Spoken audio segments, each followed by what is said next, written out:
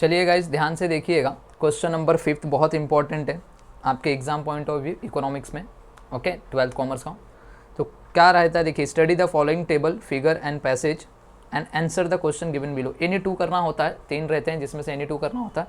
And कितने mark का रहता है ये रहता है 8 मार्क का, मतलब कि 4 मार्क ईच। ओके, तो देखिए आपको क्वेश्चन ऐसे दिए होंगे यहाँ पे, राइट, और यहाँ पे कुछ फिलिंग द ब्लैंक्स रहता है, इसमें आपको फिल करने होते हैं क्या क्या है, आपको डायग्राम बनाने को दिया रहेगा, फिर उसको एक्सप्लेन करने के लिए दिया रहेगा। ओके, तो ये सारी चीज़ें आपको देखने को मिलेंगी ये। ओके, तो टाइम वेस्ट नहीं करते, हम लोग स्टार्ट कर देते हैं अपना क्वेश्चन। तो चैप्टर नंबर 1 से स्टार्ट करेंगे। तो देखिए चैप्टर नंबर 1 सबको दिख रहा है, चैप्टर नंबर 1 का एक केस स्टडी यहाँ पे दिया हुआ है, राइट। और मेरे ख्याल से ऐसी एक केस स्टडी एग्जाम में भी आया था, राइट, एक एग्जाम में आया था ऐसी केस स्टडी। तो देखिए सबसे फर्स्ट क्या बोला है, observe the given table and answer the question. Unit of commodity दिया 1 2 3 4 5, और टोटल यूटिलिटी दिया है यूनिट्स में 6 11 15 15 14, और मार्जिनल यूनिट्स क्या है, मार्जिनल यूटिलिटी की यूनिट्स 6 है, फिर 5 है, फिर 4 है, फिर 0 है, फिर 1 है। हम लोग को क्या बोला, draw total utility curve and marginal utility curve. सबसे फर्स्ट क्या बोला, ड्रॉ करो। सर पढ़ाया था, याद है, डिमिनिशिंग मार्जिनल यूटिलिटी वाला हम लोग ने पढ़ा था। ओके, तो देखिए सिंपल सा है गाइस, मैं अभी भी बता दे रहा हूँ आप लोगों को, यहाँ पे रहेगा। चलिए तो ध्यान से देखिएगा, ये डायग्राम को देखिएगा, बस डायग्राम यही है। ये जो कर्व है ये टोटल यूटिलिटी कर्व है, और ये जो नीचे की तरफ आया है ये मार्जिनल यूटिलिटी है। ओके, फटाफट देख लेते हैं। ये वाई एक्सिस है, ये एक्स एक्सिस है। एक्स एक्सिस पे हमेशा आपको क्या रखना है, units of commodity. Units of commodity कितनी है, 1 2 3 4 5। तो ये 1 2 3 4 5 यहाँ पे हो गया। ओके, एंड देखिए यहाँ पे जो रहेगा ये टोटल यूटिलिटी रहेगा और मार्जिनल यूटिलिटी रहेगा। Total utility and marginal utility Y axis पे रहेगा, ये याद रखना। ओके, तो देखिए सबसे लोएस्ट जो है वो है -1, तो यहाँ से -2 से इन्होंने स्टार्ट किया है। एंड सबसे हाईएस्ट जो है वो 15 तक है, तो 15 से एक एक्स्ट्रा ले लोगे आप, 16 तक कर दोगे। ओके, तो देखिए ये सब हुआ है। अब सबसे फर्स्ट कमोडिटी 1, जब आप यूनिट, तो टोटल यूटिलिटी 6 है और मार्जिनल यूटिलिटी भी 6 है। तो देखिए 1 यूनिट पे देखिए दोनों 6 है, दिख रहा है 6। जब आप सेकेंड यूनिट कंज्यूम करते हो तो टोटल यूटिलिटी बढ़ के 11 हो जाती है और मार्जिनल यूटिलिटी कितनी हो जाती है, 5। तो देखिए सेकेंड पे 2 चीज़ें दिखेगी, एक दिखेगी 11 पे, दिख रहा है इधर, और सेम एक दिखेगी 5 पे भी, दिख रहा है। तो आपको फर्स्ट ये और ये पॉइंट खाली डॉट करना है। फर्स्ट सबसे पहला पॉइंट दोनों के लिए सेम, उसके बाद सेकेंड वाले पे 2 पॉइंट, एक 11 पे एक 5 पे, एक 11 पे एक 5 पे, समझ में आया। थर्ड वाले में 15 और 4 पे, तो थर्ड वाले पे एक 15 पे करना है इधर और एक 4 पे, बात समझ में आ गया। फोर्थ वाले पे 15 एंड 0, तो फोर्थ वाले पे देखिए सेम अगेन 15 पे करोगे और फोर्थ वाले पे 0 पे, उसके बाद 6। ओके, ये बात समझ में आ गया। फिफ्थ वाले पे 14 पे देखिए 14, फिफ्थ ये है, फिफ्थ वाले पे देखिए एक 14 पे और एक नेगेटिव में जा रहा है -1, तो -1 यहाँ पे रहेगा। ओके, अब क्या करना है, इन सब लाइनों को आपको मिला देना है ऐसा। ओके, जहाँ जहाँ पे आपने पॉइंट किया है आपको मिलाना है, और ये आपको यहाँ से एक स्ट्रेट आपको एक लाइन ड्रॉ करना है। ये देखिए ये पॉइंट ऑफ सेटिटी बोलते हैं, यहाँ पे टोटल यूटिलिटी एकदम मैक्सिमम होती है, एंड उसी टाइम पे मार्जिनल यूटिलिटी आपकी क्या होती है, 0। जैसी पॉइंट ऑफ सेटिटी के बाद अगर आप कोई भी चीज़ें कंज्यूम करते हो तो टोटल यूटिलिटी आपकी कम होती है और मार्जिनल यूटिलिटी आपकी क्या होती है, निगेटिव होती हुई जाती है। तो बात समझ में आ गया। तो चलिए फर्स्ट आपको ये डायग्राम बनाना था, जिसके लिए आपको 2 मार्क्स मिल जाते थे यहाँ पे। अब दूसरा क्या बोला, when total utility is maximum marginal utility is. देखिए सबसे ज़्यादा टोटल यूटिलिटी मैक्सिमम यहीं पे, यही मैक्सिमम है 15 वाला पॉइंट। तो बताइए उस टाइम पे मार्जिनल यूटिलिटी क्या है, मार्जिनल यूटिलिटी यहाँ पे है 0। मार्जिनल यूटिलिटी क्या है, 0, तो आपका आंसर आएगा 0। बात समझ में आ गया, 0। ओके, 0 आपका आंसर।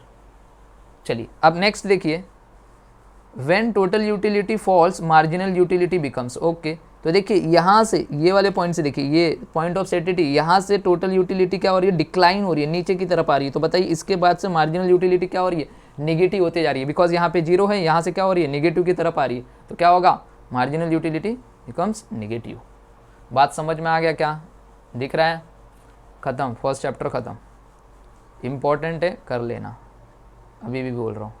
चलिए यहाँ पे देखिए, ये वाला क्वेश्चन दिखता होगा, पहले एक एक करके देखते हैं, ये वाले क्वेश्चन को देखते हैं पहला।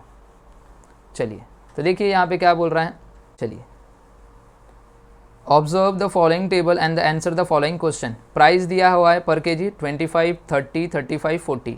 Consumer A, consumer B, consumer C. Sir ऐसा तो ये तो मार्केट डिमांड की बात कर रहा है। हाँ मार्केट डिमांड दिख रहा है। कंज्यूमर ए है, जब 25 रुपया रहता है तो कंज्यूमर ए 16 kg परचेस करता है। ओके, ये बी 15 kg और सी 12 kg, तो टोटल मिला के कितना हो जाता है इन लोग का। ओके, तो ये हो गई इसकी मार्केट डिमांड, इसकी मार्केट डिमांड हो जाती है ये। ओके, तो ये इसका मार्केट डिमांड। तो आपके पास देखिए 16 + 15 + 12 तीनों को ऐड करना है आपको और बताना है। ओके, तो हम लोग जब ऐड करेंगे तो ये हम लोग को यहाँ पे 43 मिलेगा। कितना मिलेगा? 43 मिलेगा। ओके, तो देखिए 5 + 2 7, 7 + 6 13, ओके 3, तो यहाँ पे 3 हो जाएगा। एक मिनट, यहाँ पे 3 हो जाएगा और यहाँ पे 1 2 3 + 1 4, 43। बात समझ में आ गया। सेकेंड वाला देखिए 12 + 11 + 10 आ गया 33, राइट।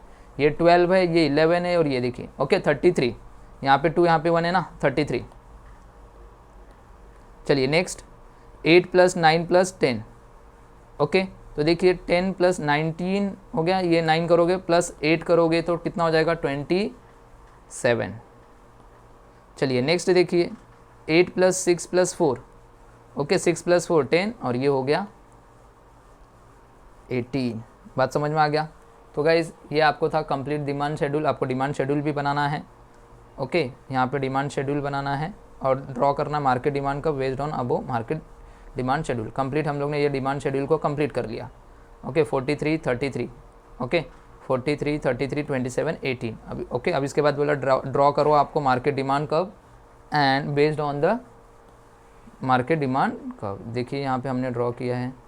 चलिए ये देखिए, सबसे फर्स्ट जब 25 रुपया प्राइस था तो मार्केट डिमांड कितनी थी 43। तो चलिए ये साइड आपको प्राइस लिखना है, यहाँ पे आपको मार्केट डिमांड लिखना है। ओके, तो देखिए यहाँ पे 0 5 10 से लेके पूरा 40 तक। क्यों? प्राइस जो है 25 30 35 40 है, तो हम लोगों ने 5 का गैप लिया हुआ है। ओके, ये बात समझ में आ गया। 5 का गैप लेके आपको 40 तक लेके जाना है।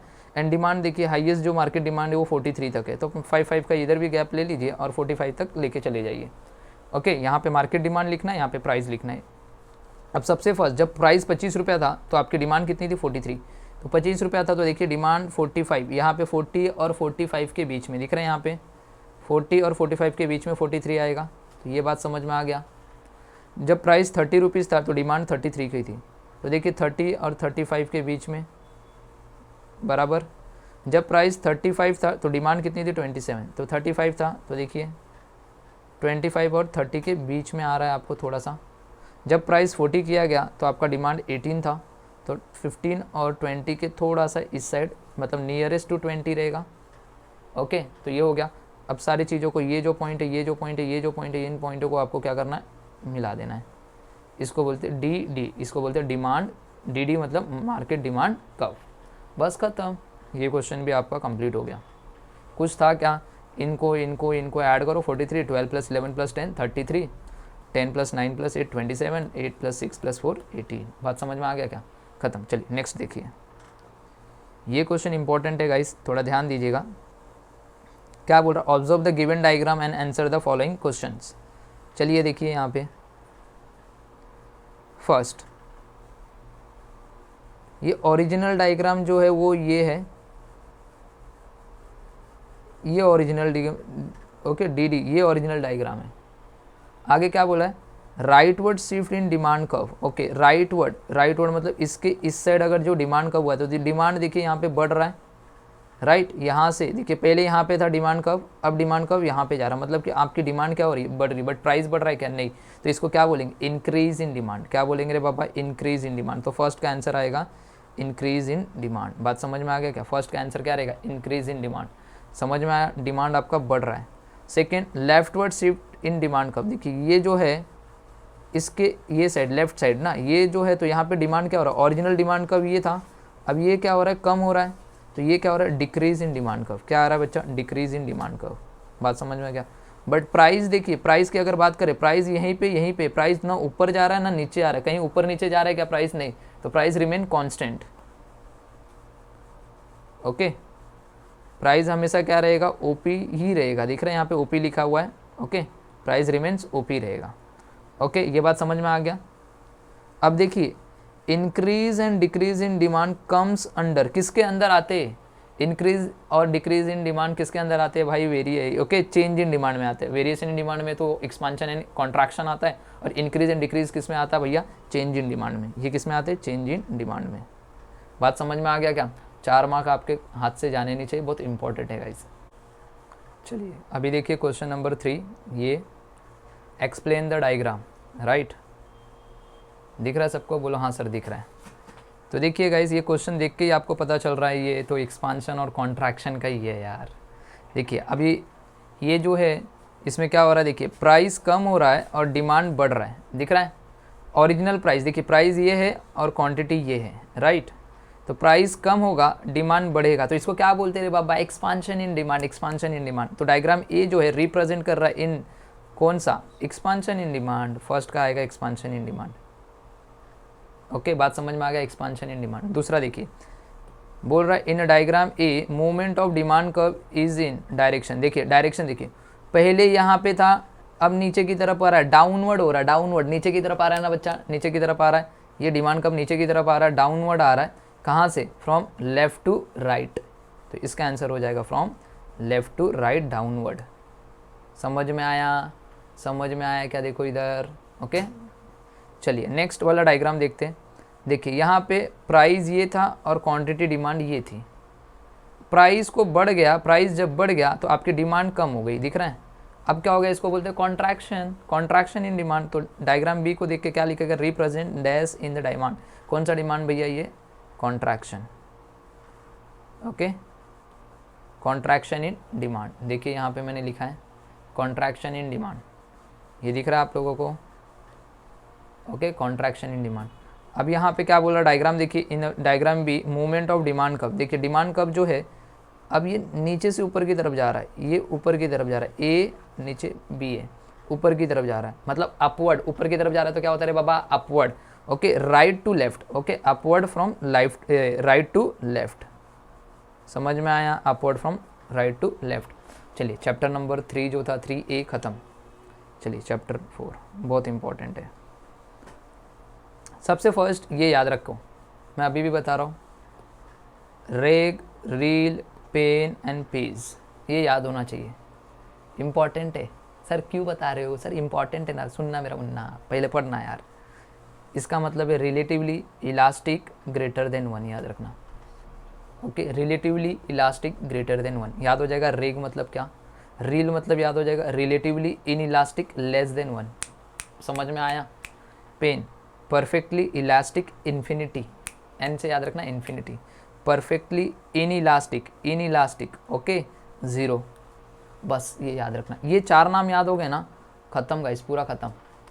चैप्टर नंबर 3B वाला जो है ना, सर परफेक्टली इलास्टिक में क्या आता है? ईडी इज ग्रेटर देन 1 रहता है। सर परफेक्टली इन इलास्टिक में क्या आता है? सर लेस देन 1 रहता है या ग्रेटर। तो कुछ नहीं, खाली ये 4 याद रखो, बस याद हो जाएगा। रेग, रील, पेन एंड पीस, याद रखो। समझ में आया? तो चलिए डायग्राम देखते हैं हम लोग। ओके तो देखिए यहाँ पे डायग्राम जो है आपका, यहाँ पे observe the following figure and answer the question. आपको क्वेश्चन का आंसर भी देना है।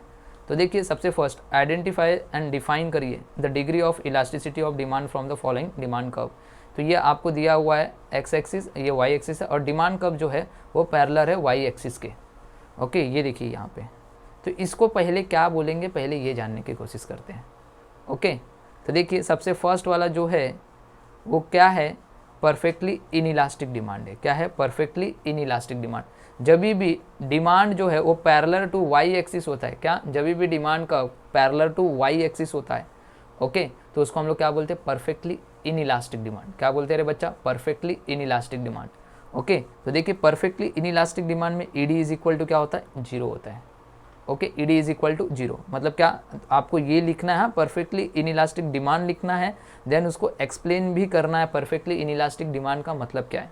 तो देखिए यहाँ पे लिखा है when change in price brings about no change in quantity demand. Quantity demand में कोई भी चेंज नहीं हो रहा है, बट आपके प्राइस में चेंज हो रहा है। प्राइस में चेंज हो रहा है बट डिमांड में कोई चेंज नहीं होता है, ओके कमोडिटी के। तो इस ऐसे डिमांड को हम लोग क्या बोलते हैं? परफेक्टली इनइलास्टिक डिमांड बोलते हैं, जिसकी value ED is equal to क्या होती है? 0।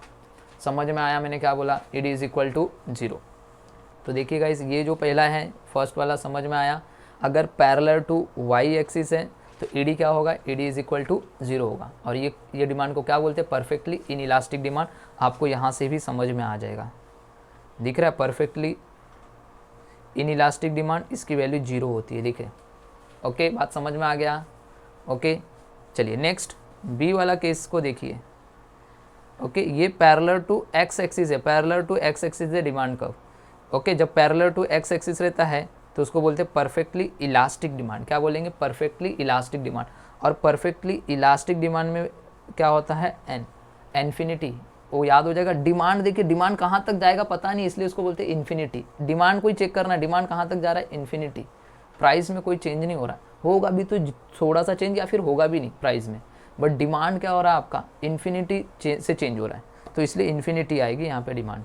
तो याद हो जाएगा क्या गाइस, तो यहाँ पे भी वही लिखा है, व्हेन स्लाइट और 0 चेंज इन प्राइस। देखिए प्राइस में कोई चेंज नहीं, प्राइस यहीं पे ढीट है, प्राइस वहीं पे रह रहा है, but infinity change in quantity demand. आपके डिमांड में बहुत सारे चेंजेस, बहुत कहाँ तक चेंज हो रहा है पता नहीं चल रहा है। तो ऐसे डिमांड को हम बोलते हैं परफेक्टली इलास्टिक डिमांड। याद हो जाएगा, परफेक्टली इलास्टिक डिमांड। तो ये वाला जो डायग्राम है ये क्या है, परफेक्टली इलास्टिक है, और ये क्या है, परफेक्टली इन इलास्टिक। ओके बात समझ में आ गया क्या। नेक्स्ट ये वाला जो डिमांड है, ये वाला जो, ये देखिए क्वेश्चन, ये वाला, इसमें क्या बोल रहा है, ध्यान से सीखिएगा, प्राइस क्वांटिटी, राइट, ये ओरिजिनल है। तो प्राइस जितने से कम हो रहा है, क्वांटिटी डिमांड भी उतने से ही बढ़ रहा है। इन दोनों का जो डिस्टेंस है ना वो सेम है, मतलब प्राइस अगर 10 से कम हो रहा है तो डिमांड 10 से ही बढ़ रहा है। तो ऐसे डिमांड को यूनिटरी इलास्टिक डिमांड बोलते हैं, unitary. Okay okay unitary elasticity of demand क्या बोलते हैं, यूनिटरी। समझ में आया, जितने से प्राइस कम हो रहा है उतने से ही डिमांड बढ़ रहा है। तो यहाँ पे ईडी इज इक्वल टू 1 होता है। क्या होता है, ईडी इज इक्वल टू 1। बात समझ में आ गया क्या। यूनिटरी इलास्टिक डिमांड में क्या होता है, यूनिटरी याद रखना है, यूनिटरी में इक्वल होता है, मतलब जितने से प्राइस कम हो रहा है उतने से ही डिमांड बढ़ रहा है।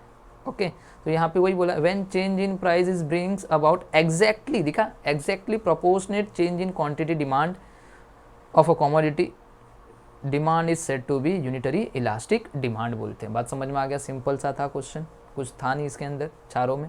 एंड नेक्स्ट लास्ट देखिए, ये प्राइस जो है इतने से थोड़े से चेंज हो रहा है, बट डिमांड देखिए कितना बढ़ रहा है, मतलब प्राइस थोड़ा कम हुआ और डिमांड बहुत ज़्यादा बढ़ गया, राइट।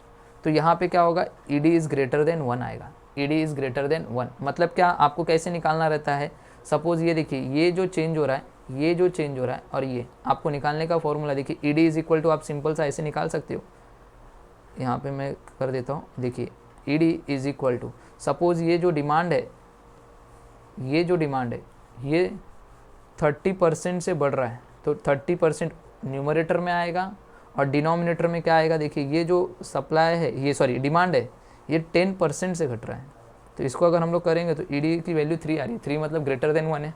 ओके सारे क्वेश्चन को आपको ऐसे ही करना है। ये देखिए, ये वाला क्वेश्चन को भी आपको ऐसे ही करके समझना है।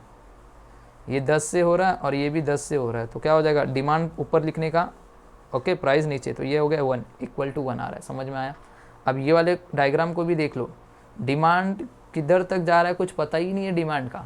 तो आप ईडी हमेशा, ईडी में क्या होता है, डिमांड हमेशा ऊपर रखते हैं हम लोग, डिमांड की वैल्यू ऊपर रखते हैं फिर प्राइस रखते हैं। तो डिमांड कहाँ तक जा रहा है कुछ पता है क्या, कुछ भी नहीं पता, डिमांड कहाँ तक जा रहा है, इन्फिनिटी तक जा रहा है, तो ऊपर ही इन्फिनिटी आ गई तो इसकी वैल्यू इन्फिनिटी हो गई।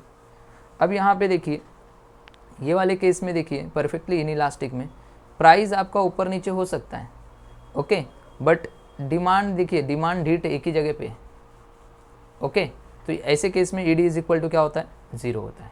बात समझ में आ गया, ईडी क्या होगा, 0।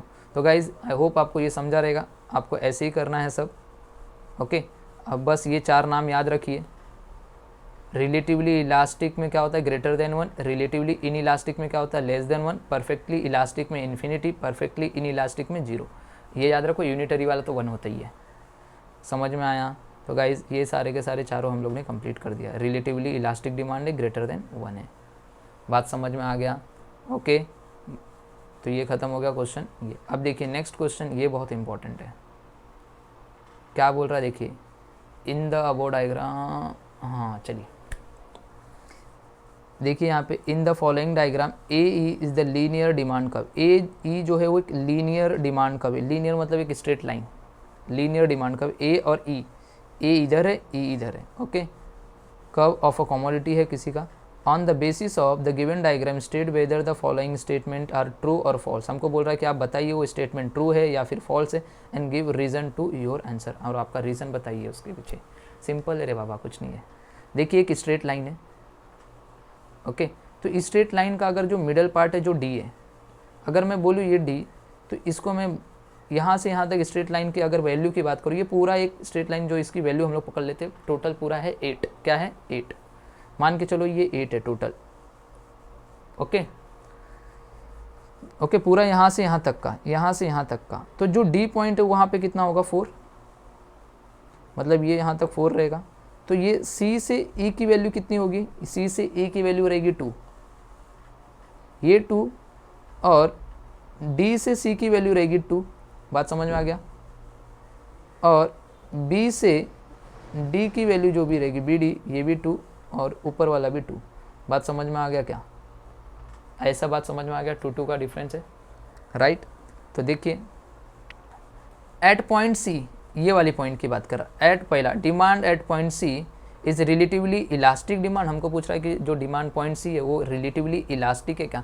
तो गाइज जब ये एक geometrical method and point method का क्वेश्चन है, तो देखिए जब भी पॉइंट मेथड और ज्योमेट्रिक मेथड आता है तो पॉइंट ऑफ इलास्टिसिटी डिमांड का फॉर्मूला होता है lower segment of demand curve below a given point L divide by upper segment of demand curve above a given point you.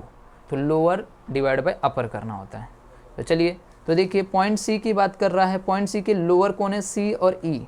तो चलिए यहाँ पे देखिए C E divide by lower divide by क्या करना? अपर। तो इसके अपर कितना है? ये वाली चीज़ें, ओके। तो ए से लेके सी तक ये अपर वाले, तो 2 + 2 + 2, तो ये हो गए ए सी, तो ये हो गया 2 डिवाइड बाय 6। तो बताइए इसका आंसर क्या आ रहा है? और रिलेटिवली इलास्टिक क्या बोलता है? देखिए रिलेटिवली इलास्टिक क्या बोलता है, हम लोग ने यहाँ पे देखा था। देखिए यहाँ पे, इसको मैं कॉपी ले लेता हूँ, यहाँ पे भी आपके सामने पेस्ट कर देता हूँ, ओके। तो इसका आंसर 0.3 तक समथिंग कुछ आएगा, 33 समथिंग कुछ आएगा, ओके। बात समझ में आ गया? तो देखिए, और हमको बोला है आप हमको बताइए सी जो है वो रिलेटिवली इलास्टिक है क्या? तो देखिए 0.33 रिलेटिवली इलास्टिक क्या होता है? ग्रेटर देन 1 होता है, ग्रेटर देन। यहाँ पे तो 0.33 है, मतलब फर्स्ट वाला आंसर क्या है? फॉल्स है। बात समझ में आ गया? फर्स्ट वाला आंसर क्या है रे बाबा? फॉल्स है। फर्स्ट वाला आंसर फॉल्स, 0.33 आ रहा है, ग्रेटर देन 1 नहीं आ रहा है। तो देखिए यहाँ पे लिखा है, ओके। चलिए ये बात सबको समझ में आ गया? फॉल्स कैसे आया? First answer false, okay. तो देखिए लेस देन 1 रहता है तो क्या रहता है? लेस देन 1 रहता है तो देखिए, ओके, रिलेटिवली इन इलास्टिक, आई से याद रखना, relatively inelastic less than 1 रहता है। तो मतलब कि ये जो है ये रिलेटिवली इन इलास्टिक, तो वही लिखा है। ये स्टेटमेंट जो है फॉल्स है भैया। और बोला डिमांड एट पॉइंट सी वो क्या है? रिलेटिवली इन इलास्टिक डिमांड है। वो क्या है? रिलेटिवली इन इलास्टिक डिमांड है। तो देखिए यहाँ पे लिखा है the length of lower segment is less as compare to the upper segment, okay okay, point C. तो therefore ED is less than 1, thus at the point C demand is relatively inelastic. आपको इतना लिखना है। बात समझ में आ गया? Simple सा क्वेश्चन था गाइस, थोड़ा सा ध्यान देना। अगर आप एग्जाम में फॉल्स और ये भी लिख के आते हो, मार्क्स तो मिलेंगे, ऐसे कि नहीं है, बट कभी कभी जब आप स्कोर ज़्यादा करते हो ना, आउट ऑफ मार्क्स आता है ना, तब वहाँ पे थोड़े थोड़े काटने के चांसेस मिल जाते हैं उन लोग को, और कुछ नहीं गाइस, ओके। बात समझ में आ गया? ओके।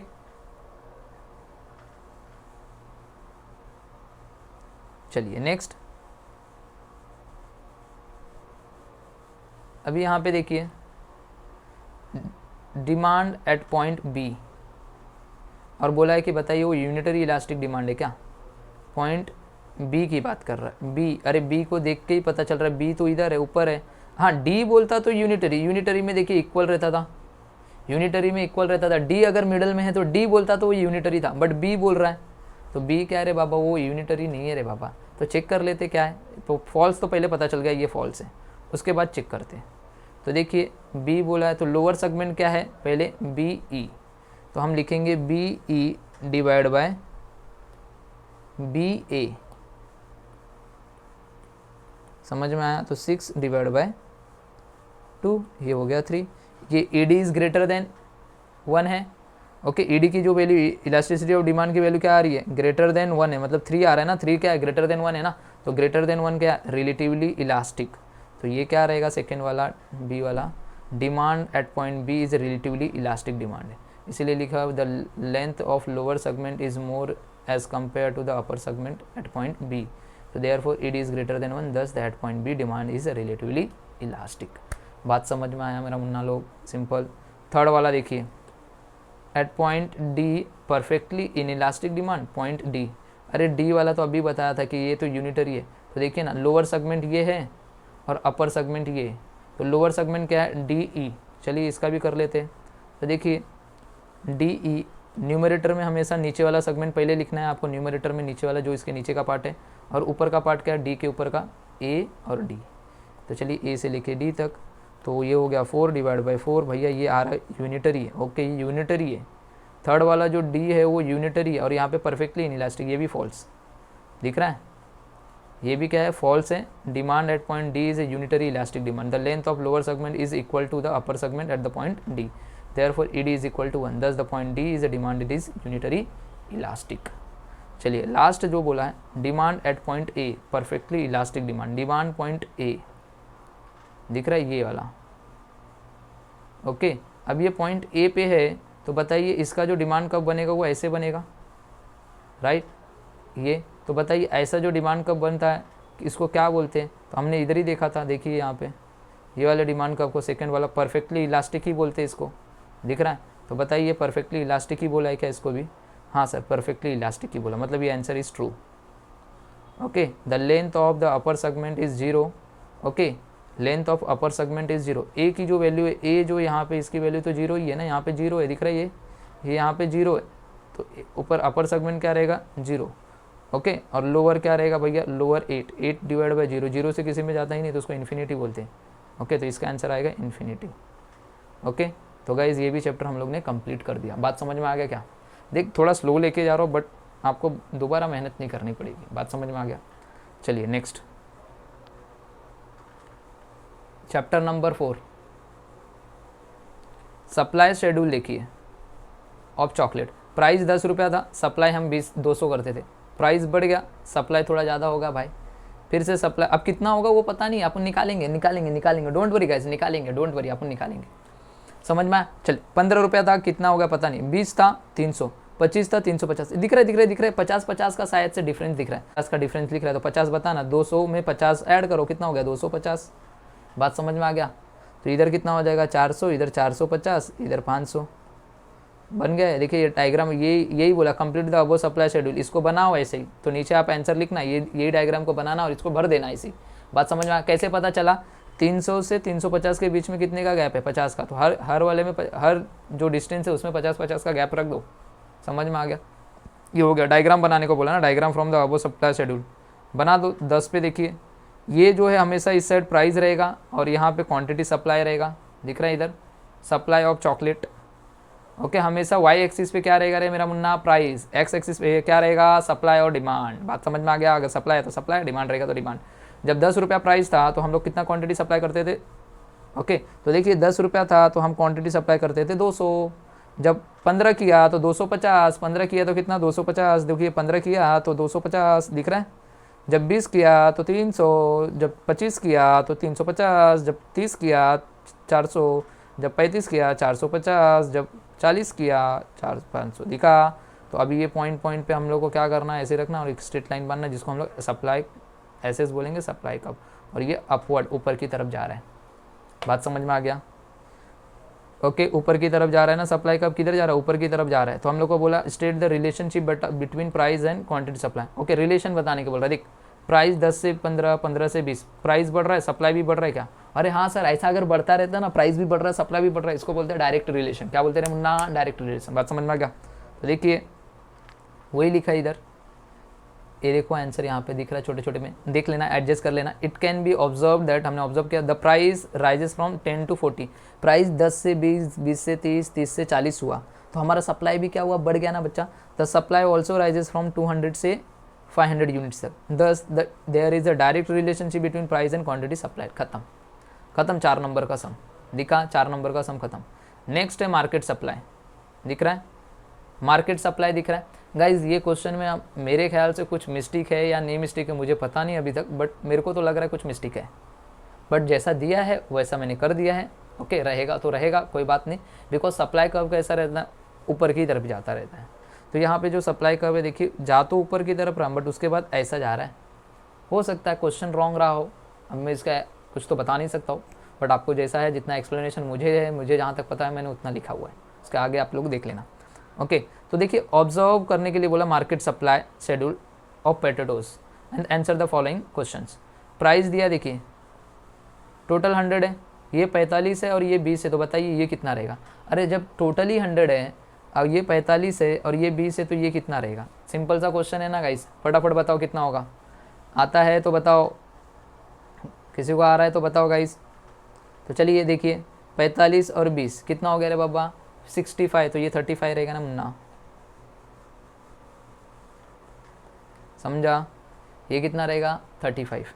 चलिए देख नेक्स्ट देखिए 37 प्लस 30 प्लस 40। ओके, तो क्या बोल रहा है हम लोग को 37, ओके 37 प्लस 30 प्लस 45, ये हो गया 112। अब देखिए ये टोटल 155 है और ये 40 और ये 50 है, राइट। तो यहाँ पे कुछ वैल्यू रहेगा, तीनों को जब हम मिला देंगे तो 155 होगा। पहले इन दोनों को मिला लो। ओके, जब हम दोनों को मिला लेते हैं, किसको, 40 और प्लस 55, तो हम लोग को आता है 95। कितना आता है 95। इस 155 में से ये 95 को माइनस कर दो।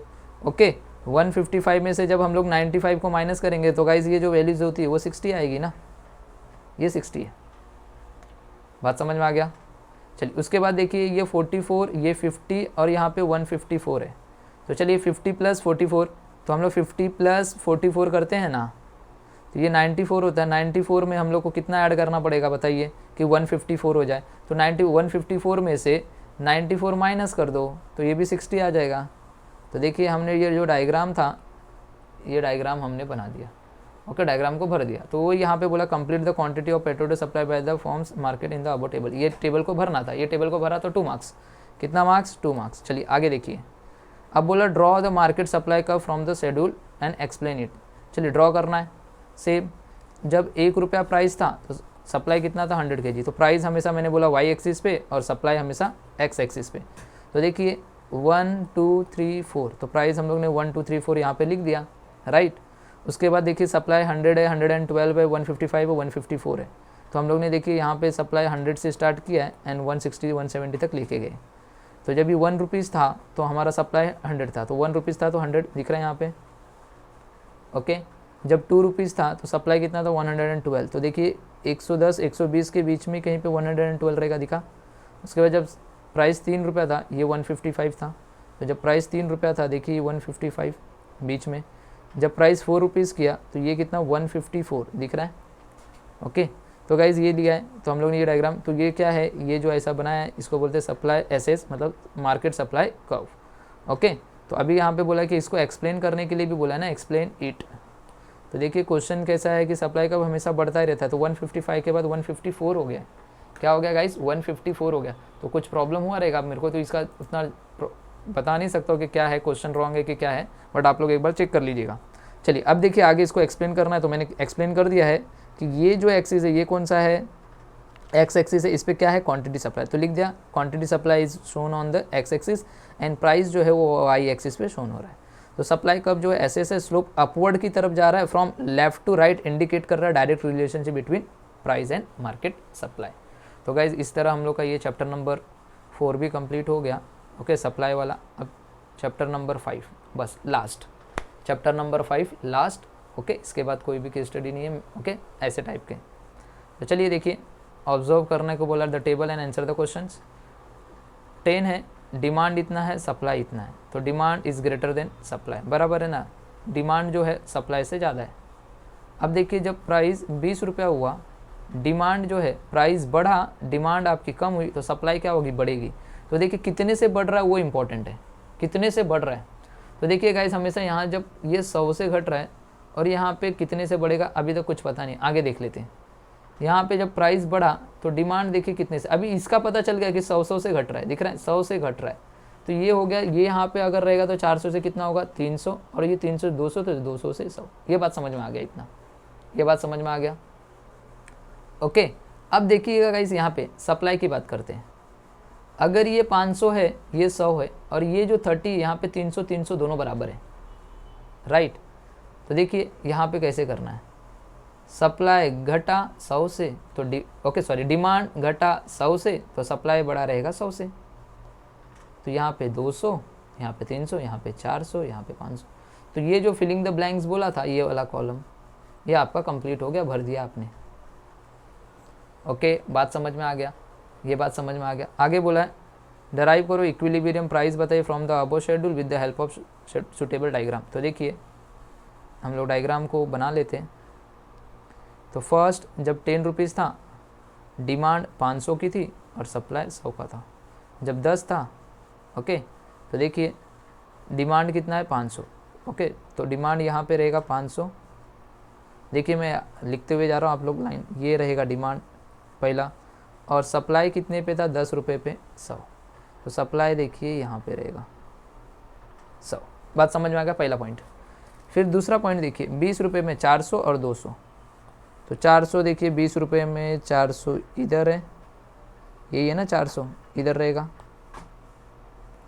और 220 रुपये में 200 जो है वो इधर है। समझ में आया, तो इधर। जब 3 था तो 300 300 है दोनों, तो देखिए 300 इधर ही है, राइट, इधर ही है ना 300 30 रुपये में 300। ओके, जब 40 रुपया हुआ तो डिमांड जो है 200 था और सप्लाई 400 था। चलिए जब 40 रुपया हुआ, डिमांड जो है 200, पहले तो 200 पे टिक करिए, और सप्लाई क्या था 40 रुपये पे 400, तो 40 रुपये पे 400 बोले तो इधर रहेगा। जब 50 रुपया हुआ तो डिमांड 100 हो गया और सप्लाई 500। चलिए तो 50 रुपये पे डिमांड दिख रहा है यहाँ पे 100, और इसी पे ये 500। अब क्या करना था, कुछ नहीं करना था, एक स्ट्रेट लाइन इसको ऐसे मिलाना था और एक स्ट्रेट लाइन इसको ऐसे मिलाना था। समझ में आया। तो ये जो है सप्लाई का एसएस लिखना था, इसको डीडी लिखना था। ओके, यहाँ पे ई लिखना था, यहाँ पे D is equal to S है, demand is equal to supply, E equilibrium price है, बस खत्म। यहाँ पे लिख दो, यहाँ पे D is greater than supply, यहाँ पे D is less than supply, बात खत्म। गाइस कुछ था नहीं। इसी के साथ हमारा ये पूरा का पूरा जो हमारा क्वेश्चन नंबर 5 था कंप्लीट हो चुका है। इसी में से कुछ आने वाला है। Okay, so bye bye and take care everyone.